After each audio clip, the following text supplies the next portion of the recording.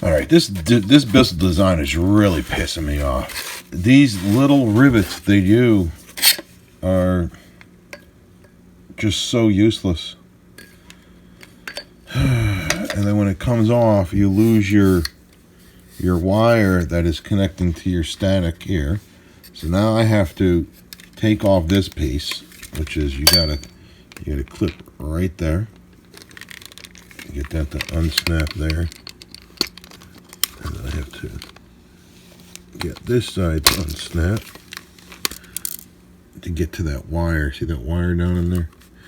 So annoying. So this one I might do, I think I'm going to do epoxy on top.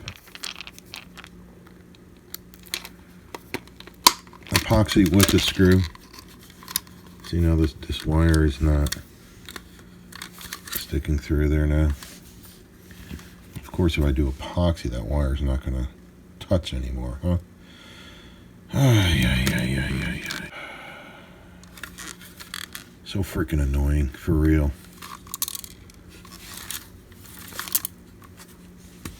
Here's the damn rivet.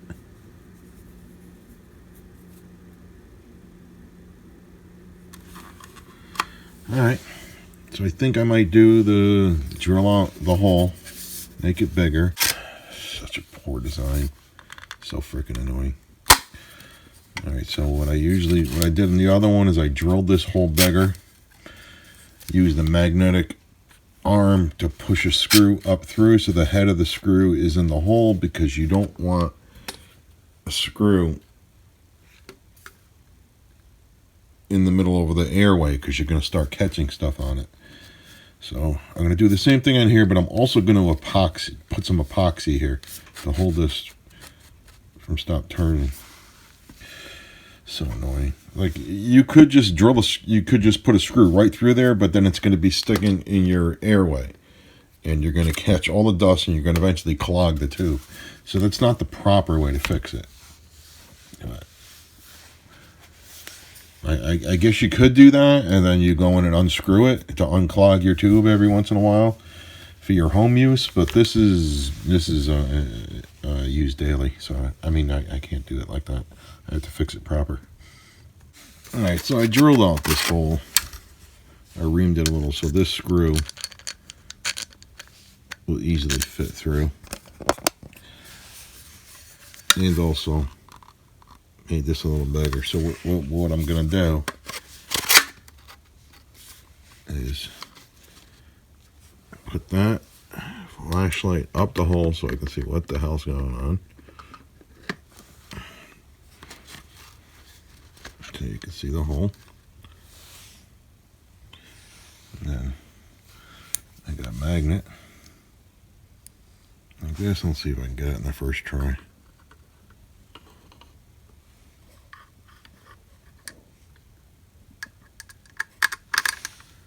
There it is.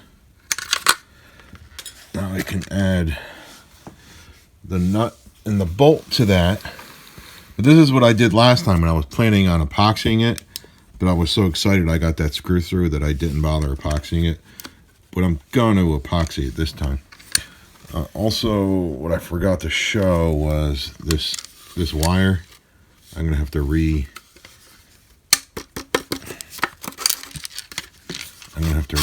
reinsert this, because you need this wire to get pinched like that. Just see when you, oh, you can't, right. Oh, you can't see the wire. You need this wire to be pinched to the metal, because that is your static shock stuff. So when I do the epoxy, I have to try not to get epoxy up here, but that wire needs to touch the aluminum tube. All right, so that's what I'm going to do. Just screw this side, and then I'm going to spread epoxy down here. All right, so actually the epoxy is good enough to hold this, but I got the screw in anyway, And I forgot, with this wire, you don't have to actually pinch it there, but you just got to make sure there's metal.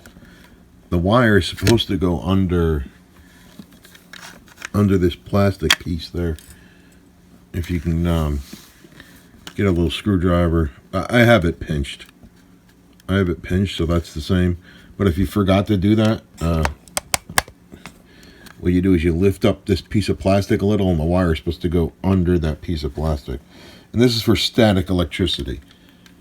Your hand is touching these two metal bars right there, and the static electricity goes down through the tube and down and grounding.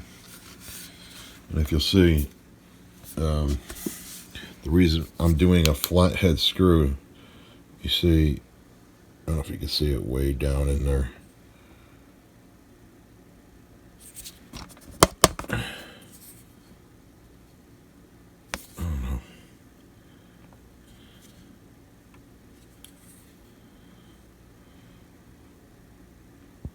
It's not really focusing, but you see that there's no screw sticking through because I used a flat rounded head screw, and you can't, I don't think you can see that through here. Yeah, see, there's just your hole right there. Oh, I'm not even showing anything. You get the hole right there, and then I'm just going to grind off. Oh, I'm all the way zoomed in. I'll grind off the tip of this screw. And again, when you're prying these up, you're probably going to break these plastic ones there because they're just crap. These clips will hold. Those are good. These other ones are, you see how that one's okay, but on this side it's broke. That's just how these plastic things are. You have to expect you're going to break them. But you just need to get up to enough to get to this wire here, and you could pry up that little piece right there with a little screwdriver. It's a little stiff, and then get your wire under there. Again, it's not that easy. You're better off jamming it like I did when you're shoving the tube up in. But this epoxy was already holding it, and this is your Harbor Freight cheapo epoxy. This stuff works great. Not everything at Harbor Freight is garbage. Majority is, but this epoxy is awesome. It's really cheap and does the job.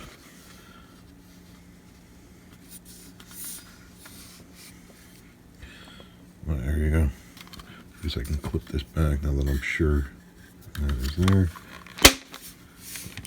Just clip that all back, and then I can like get a sander and sand down those knobs a little.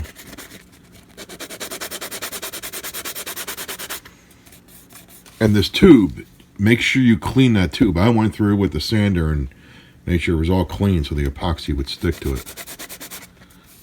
Right, so those knobs are off. Those pry knobs. All right. Now I'm just going to grind off the tip of that screw and be done with it. And this is more solid than original. The epoxy did pretty good, and it also seals it.